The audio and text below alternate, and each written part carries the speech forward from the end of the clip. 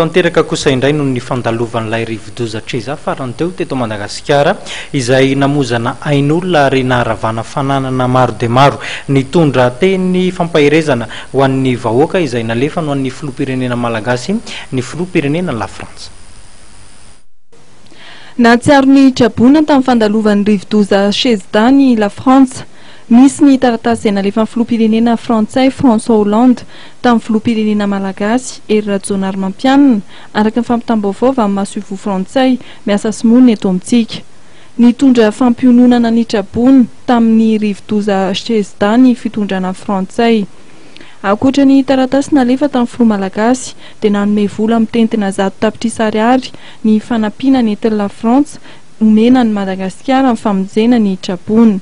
Ankoatra ny teto Antananarivo dia faritra 3 hafa toa amin'ny vadivavy fitovinany Atsimo Atsinanana ary Menabe ny tena nitondra faisana tamin'ny fandalovan'ny rivodoza Chezda teto Madagasikara.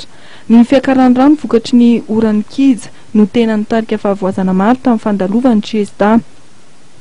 Tsaboina izay tafakatra hatrany amin'ny ray hetsy manirana ny nosy araka ny antontantonisa navoaka ny sehatra iraisam-pirenena.